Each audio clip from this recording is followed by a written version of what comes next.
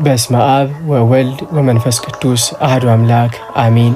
ሰላም ውድ የቻናላችን ቤተሰቦች እንኳን ለታላቁ አብይ ጾም በሰላምና በጤና ደረሳችሁ። ይህ ወቅት ዓለም ዝም የምትልበት ነፍሳችን ከሥጋ ግርግር ተለይታ ከፈጣሪዋ ጋርም የምትገናኝበት ታላቁ የጸጥታና የቅድስና ወቅት ነው። የሰማይና የምድር ጌታ የአማልክት አምላክ ስለኛ ፍቅር ሲል ከሰማየ ሰማያት ወርዶ በበረሃ ተርቦና ተጠምቶ ድል የነሳበትን ያንን ድንቅ ጉዞም የምናስብበት አብይ ጾም ዛሬ በደጃፋችን ቆሟል። በዚህ የመጀመሪያ ሳምንት ዘወረደ ብለን ምስጢረ ሥጋዌን ስናበስር፣ በጾመ ሕርቃል ደግሞ የመስቀሉን ድልና የቃል ኪዳኑንም ኃይል እናስባለን። ለመሆኑ የሳምንት ለምን ዘወረደ ተባለ? አባቶቻችን በጾመ ሕርቃል ውስጥ የደበቁልን መንፈሳዊ ምስጢር እንዲሁም የታሪክ ሀብትስ ምንድን ነው? በዚህ ቪዲዮ ላይ በረከቱንና ታሪኩንም አብረን እንቃኛለን። እስከ መጨረሻውም ድረስ አብራችሁን ቆዩ። የአብይ ጾም የመጀመሪያው ሳምንት ዘወረደ። ይህ ክፍል የጾሙ የመጀመሪያው ሰንበት ወይንም እሁድ መጠሪያ ሲሆን በቅዱስ ያሬድ ዜማ ደግሞ ሳምንቱን በሙሉ በዚህ ስም ይጠራል። ዘወረደ ማለት የወረደ ማለት ነው። ይህ ስያሜ የተወሰደው ከቅዱስ ያሬድ ድንቅ ዜማ ሲሆን ትኩረቱም ጌታችን መድኃኒታችን ኢየሱስ ክርስቶስ እኛን ለማዳን ካለው ፍቅር የተነሳ ከሰማየ ሰማያት መውረዱን የሚያዘክር ነው። እነሆ ጌታችን ኢየሱስ ክርስቶስ ለምን ከሰማይ ወረደ? አንደኛው የጠፋውን አዳም ለመፈለግ። አዳም በበደሉ ምክንያት ከገነት ተባሮ በጨለማና በሞት ጥላ ውስጥም ወድቆ ነበር።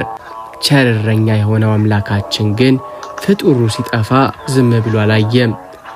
አንድ እረኛ 100 በጎችን ቢኖሩትና አንዷን ብትጠፋበት ሌሎቹንም ትቶ የጠፋችውን እንደሚፈልግ ሁሉ አምላክም የጠፋውን አዳምን የሰውን ልጅ ለመፈለግም ወደ ምድር ወረደ። እዚህ ጋር እረኛው ክርስቶስ ነው። የጠፋችውን በግ ደግሞም የአዳም የእኛ ምሳሌ ናት። አምላክ በሰማይ ሆኖ አዳም ሆይ ተመለስ በማለት ብቻ ማዘዝ ይችል ነበር። ነገር ግን ፍቅሩ ዝም አላሰኘውም። የጠፋችዋ በግ ያለችበትም ድረስ ወርዶ በጫንቃውም ተሸክሞ ወደ ቀድሞ ክብሯም ሊመልሳት ወደ ምድር ወረደ። አዳም ሆይ የት ነህ? አዳም በበደለ ጊዜ እግዚአብሔርን ፈርቶ ከዛፍ በታች ተደበቀ። በዚያን ጊዜ እግዚአብሔር አዳምን የጠራው በቁጣ ሳይሆን በናፍቆትና በፍቅር ነበር። አዳም ሆይ የት ነህ የሚለውም ጥሪ በዘመነ ሥጋዌ ተፈጸመ። አምላክ አዳም ወደ ተደበቀበት ወደ እኛም ዓለም ወረደ። አዳም በኃጢአት ምክንያት የወደቀበትን ጉድጓድም አይቶ እርሱም ወደዚያ ጉድጓድ ወረደ። ፍቅር ያስገደደው ዝቅታ። ቅዱስ ዮሐንስ አፈወርቅ እንደሚለው ፍቅር አምላክን ከዙፋኑ አውርዶ በቤተልሔም በበረት አስተኛው። አምላክ ወደኛ የወረደው እኛ ወደ እርሱ መውጣት ስላልቻልን ነው። እኛ በኃጢአት ክንፋችን ተሰብሮ መብረር ባቃተን ጊዜ እርሱ የሰማያት ሰማያት የማይችሉት ጌታ ሆኖ ሳለ በትሕትና ወደ እኛ መጣ። አምላክ ሰው የሆነው ሰው አምላክ ይሆን ዘንድ ነው። ይህ ደግሞ ከፍቅር በቀር ሌላ ምክንያት የለውም። ወዳጆቼ ሆይ ዛሬም ቢሆን እኛ በኃጢአት ተደብቀን እንጂ አምላክ ግን ልጄ ሆይ የት ነህ እያለ በጾም በጸሎትና በንስሐ ሊፈልገን ወደ እኛ ደጅ መጥቷል። ይህ ጾም እኛም ተደብቀንበት ካለንበት የኃጢአት ዛፍ ስር ወጥተን ለሚፈልገን አምላካችን እጃችንን የምንሰጥበት ይሁን። ወዳጆቼ ሆይ አምላክ ለምን ወረደ ለሚለው ሁለተኛው መልስ የዲያብሎስን ባርነት ለመስበር ወይንም ታስሮ የነበረውን ነፃ ለማውጣት ነው። የሰው ልጅ በባርነት ቀንበር ስር አዳምና ሔዋን በሰሩት ስህተት ምክንያት የሰው ልጅ ሁሉ ለ5500 ዘመናት በዲያብሎስ ቁጥጥር ስር ወድቆ ነበር። ሞትና ሲኦል በሰው ልጅ ላይ ሰልጥነውም ነበር። የሰው ልጅ በራሱ ኃይል ይህንን የብረት ሰንሰለት መበጠስ አልቻለም። አንድ ሰው በጥልቅ ጉድጓድ ውስጥ ታስሮ ቢጣል ከላይ የሚመጣ አዳኝ ካልወረደለትም በቀር በራሱ መውጣት እንደማይችለው ሁሉ እኛም ሰማያዊ አዳኝ ያስፈልገን። ጠላትን በራሱ ሜዳ ድል መንሳት። አምላክ ከሰማይ ሆኖ ዲያብሎስን ማጥፋት ይችል ነበር። ነገር ግን ፍርዱ ቅን እንዲሆን ዲያብሎስ ሰውን ድል የነሳው በምድር ላይ ስለሆነ አምላክ ሰው ሆኖ ወደ ምድር ወረደ። ዲያብሎስ ጌታችንን እንደ ማንኛውም ሰው ተርቦ ተጠምቶና ደክሞትም ሲያየው ተራ ሰው መሰለው። ነገር ግን በጾም ድል ነሳው፣ በመስቀልም ቀጠቀጠው። አምላክ የወረደው የሞትን መውጊያ ሰብሮ የሲኦልን ደጅም አፍርሶ እኛን ከባርነት ወደ ልጅነት ለመመለስ ነው። ጾም የድል መሳሪያችን ነው። በዚህ ሳምንት የምንማረው ትልቁ ቁም ነገር ጌታችን ወደ ምድር ወርዶ በጾም ዲያብሎስን ድል እንደነሳው እኛም በዚህ ጾም ወቅት የራሳችንን ክፉ ፍላጎትና የሰይጣንን ፈተና በጾም ማሸነፍ እንደምንችል ነው። ይህ አይነት ወገን ከጸሎትና ከጾም በቀር አይወጣም እንዳለ የማቴዎስ ወንጌል ምዕራፍ 17 ከቁጥር 21 ላይ። እንግዲህ ወዳጆቼ ሆይ ዘወረደ ስንል ነፃነታችን የታወጀበትን ሳምንት እያሰብን አምላክ ወርዶ ባርነታችንን ሰበረው። ዛሬም በዚህ ጾም የታሰርንበትን የሱሰኝነት፣ የጥል፣ የቂም ወይንም የማንኛውም ክፉ ልማድ ሰንሰለት እንዲበጠስ ወደ አምላካችን እንጩህ። እርሱ ባርነታችንን ሊሰብር ዛሬም በደጃችን ቆሟል።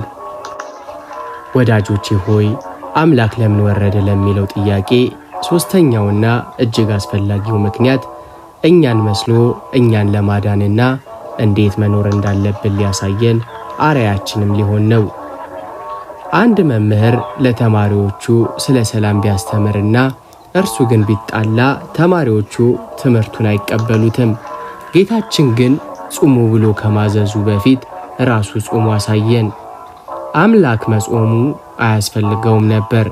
እርሱ አይራብም፣ አይጠማም፣ አይደክምምና። ነገር ግን እኛ ድል የምንነሳበትን መንገድ ሲያሳየን የጾሙ መሪ ዋነኛው መምህራችን ሆነ።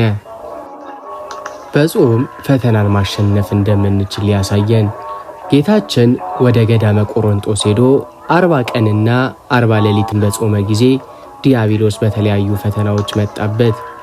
ጌታችን በእያንዳንዱ ፈተና ላይ የሰጠው መልስ በቃለ እግዚአብሔር ነበር። ይህም እኛ በጾም ወቅት የሚገጥሙንን የሥጋና የነፍስ ፈተናዎችን እንዴት በቀላሉ በትዕግስት ማሸነፍ እንደምንችል አርአያ ሊሆነን ሊያስተምረን ነው። ከፍተኛው ሰማይ የማይችለው ጌታ በግርግም ተኝቶ በዮርዳኖስም ተጠምቆ በበረሃም ተርቦ ያሳየን ትልቁ ትምህርት ትሕትናን ነው። ዘወረደ ማለት ትሕትና ማለት ነው። እኛም በዚህ ጾም ወቅት ከታላቅነታችን ከእውቀት አውቃለሁ ባይነታችን ዝቅ ብለን ለወንድሞቻችን ፍቅርን እንድንሰጥ አርአያ ይሆነናል።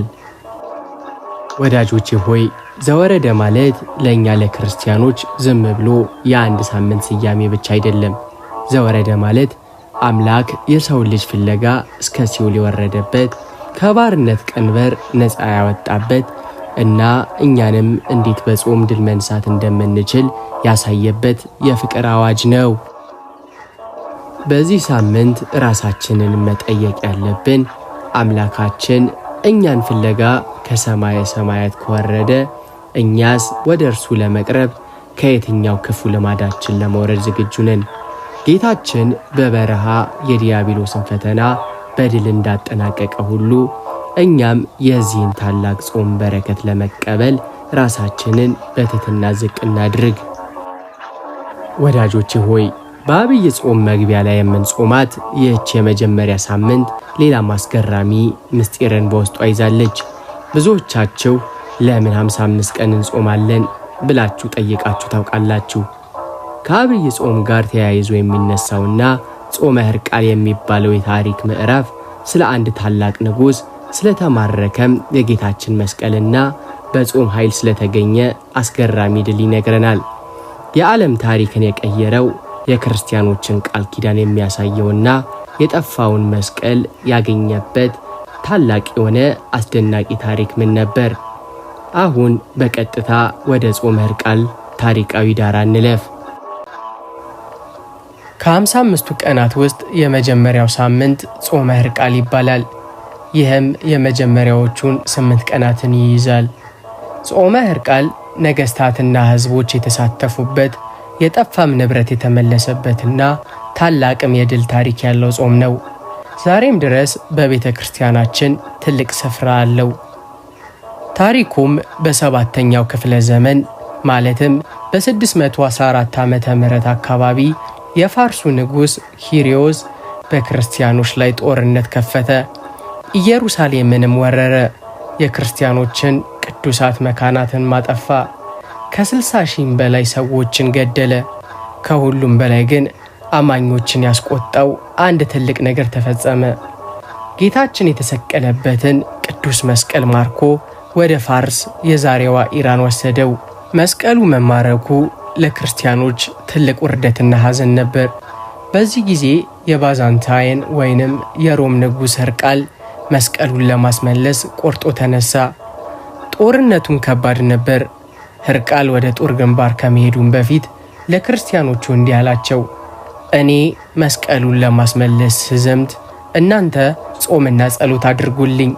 መስቀሉን ይዤ በድል ከተመለስኩም ይህንን ጾም ለዘላለም እንድንጾመው ቀኖና ይሁን። ሕዝቡም በዚህ ተስማምቶ ጾሙን ጀመረ። ንጉሥ ሕርቃልም በጦርነቱ ድል አደረገ።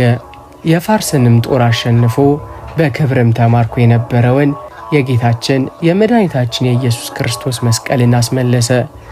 መስቀሉንም ተሸክሞ ወደ ኢየሩሳሌምም ሲመለስ ትልቅ ደስታ ሆነ።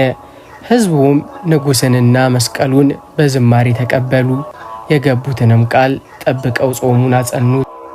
ጾመ ሕርቃል በመጀመሪያው የአብይ ጾም ሳምንት ለምን 8 ቀናት ሆነ? በመጀመሪያ ጾሙ 1 ሳምንት 7 ቀናት ነበር። ነገር ግን ከአብይ ጾም ጋር ሲገናኝ በኢትዮጵያ ኦርቶዶክስ ተዋሕዶ ቤተክርስቲያን ሥርዓት መሰረት በጾሙ መጀመሪያ ላይ ያለችው ሰኞ ተጨምራ በድምሩ 8 ቀናት እንዲሆን ተደርጓል። ይህም ጾመ ሕርቃልን ከዋናው የ40 ቀን ጾም ጋር የሚያገናኝ ድልድይ ሆኗል።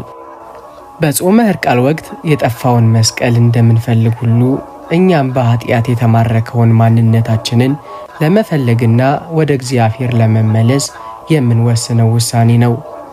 የቤተ ክርስቲያናችን አባቶች ጾመ ሕርቃልን መነሳሻ ይሉታል። አንድ ትልቅ ግብዣ ከመደረጉ በፊት ቤቱ እንደሚጸዳ ሁሉ ታላቁን ጾም 40ውን ቀን ከመጀመራችን በፊት ራሳችንን የምናዘጋጅበት ነው። ሰውነታችንን ከምግብ ነፍሳችንን ደግሞ ከክፉ ሐሳብ በማላመድ ለታላቁ ተጋድሎ የምንሰለጥንበት የልምምድ ሜዳ ነው። ጥንታውያን ክርስቲያኖች ለንጉሥ ሕርቃል ብትዘምት እንጾማለን ብለው ቃል ገብተውለት ነበር። ንጉሡም ሞቶ ካለፈም በኋላ ቃላቸውን አላጠፉም፣ ለትውልድ አስተላለፉት እንጂ። ይህም ጾም ለእግዚአብሔርና ለቤተ ክርስቲያናችን የምንገባውን ቃል ኪዳን መጠበቅ እንዳለብን ያስተምረናል። በፈተና ጊዜ ብቻ ሳይሆን በድል ጊዜም እግዚአብሔርን ማመስገንና የገባነውንም ቃል መፈጸም እንዳለብን ያሳየናል። ንጉሥ ሕርቃል መስቀሉን ያስመለሰው በሰራዊቱ ጥንካሬ ብቻ ሳይሆን በሕዝቡ ጸሎትና ጾም ጭምር እንደሆነ ይታመናል። በሕይወታችን ያሉትን የፋርስ ንጉሥ ማለትም ሰይጣንና ፈተናዎቹን ማሸነፍ የምንችለው በጉልበታችን ሳይሆን በጾምና በጸሎት እንደሆነ መንፈሳዊ ትምህርት ይሰጠናል። ይህ ጾም የተጀመረው በዓለም ዙሪያ ያሉ ክርስቲያኖች ለአንድ ዓላማ ለመስቀሉ መመለስ በጋራ በመጾማቸው ነው። በአብይ ጾም ወቅት ሁላችንም በአንድ ልብ ሆነን ስንጾም በክርስቶስ ፍቅር አንድ መሆናችንንና የአንዱ ችግር የሌላው ችግር መሆኑን በተግባር የምናሳይበት ነው። ስለዚህ ጾመ ሕርቃልን ስንጾም ታሪኩን ለማሰብ ብቻ ሳይሆን በውስጣችን የተማረከውን ሰላም፣ ፍቅርና ጽድቅም በጾምና በጸሎት ለማስመለስ ጭምር መሆን አለበት። እንግዲህ ተመልካቾቼ ጾመ ሕርቃል በአብይ ጾም 55 ቀናት መካከል የሚገኝ የመጀመሪያዎቹ 8 ቀናት ናቸው። ይህም ጾም የሚነግረን ትልቅ እውነት አለ። የጠፋው ይመለሳል፣ የተማረከው ይፈታል የሚል ነው። ልክ ንጉሥ ሕርቃልና የጊዜው ክርስቲያኖች በጾምና በጸሎት ተረባርበው በጠላት እጅ የነበረውን የጌታችንን መስቀል እንዳስመለሱ ሁሉ እኛም በዚህ በጾም ወቅት በኃጢአት የተማረከውን ማንነታችንን የጠፋውንም ሰላማችንን የራቀንን የእግዚአብሔርን መንግሥት የምናስመልስበት ሳምንት ነው። በዚህ ጾም ውስጥ ስንቆይ ልናስባቸው የሚገቡ 3 ቁልፍ ነጥቦች አሉ። አንደኛው ተስፋ አትቁረጡ። መስቀሉ ለ14 ዓመታት በፋርስ ምርኮ ነበር፣ ግን በጾም ተመለሰ። የእናንተም ችግር የፈለገውን ያህል ቢቆይ በጾምና በጸሎት የማይመለስ ነገር የለም። ሁለተኛውም ቃላችሁን ጠብቁ። የቀድሞ ክርስቲያኖች ለንጉሥ የገቡትን ቃል ጠብቀው እንደ ጾሙ ሁሉ እኛም ክርስትናችንን በተግባር ለመግለጽ የገባነውን ቃል የምናድስበት ጊዜ ነው። ሶስተኛውም ለታላቁ ጾም ተዘጋጁ ሲለን ነው። ሕርቃል መነሳሻ ነው። በዚህ ሳምንት ስጋችንን ካላደከምነው ቀጣዩ 40 ቀን ሊከብደን ይችላል። ስለዚህም በብርታት ጀምሩ። ወዳጆቼ ሆይ እንግዲህ የአብይን ጾም የመጀመሪያ ሳምንት እንዲህ ባለ ድንቅ መንፈሳዊ ሀብት የተሞላ ነው። በዘወረደ የአምላክን መውረድና ትሕትና ተምረናል። በጾመ ሕርቃል ደግሞ በጾም የታጀበ ቃል ኪዳን መስቀሉን እንደሚያስመልስና ድልን እንደሚሰጥ አይተናል። ጾም ምግብን ከመተው በላይ ነው። ጾም የጠፋውን ማንነታችንን የምንፈልግበት፣ የታሰርንበትን የቂምና የጥል ሰንሰለት የምንሰብርበት፣ እንደ ሕርቃል በመስቀሉ ኃይል ድልን የምንቀዳጅበት ታላቅ የጦር ሜዳችን ነው። ይህ የሁዳዴ ጾም ለሁላችንም የበረከት የሰላምና ወደ አምላካችን ይበልጥ የምንቀርብበት ይሁንልን። በየቀኑ የምንጾማት ጾም በነፍሳችን ላይ ብርሃን፣ በቤታችን ላይ በረከት ትሁን። በመጨረሻም ይህንን መንፈሳዊ ይዘት ላይክ፣ ሰብስክራይብ በማድረግ እንዲሁም የደውል ምልክቱን በመጫን ለሌሎች ወዳጆቻችሁን በማካፈል የበረከት ተካፋይ እንድትሆኑ እጋብዛችኋለሁ። በሚቀጥለው መንፈሳዊ ጉዞ እስከምንገናኝ ሰላም እግዚአብሔር አይለያችሁ። ወስብሐት ለእግዚአብሔር። አሜን።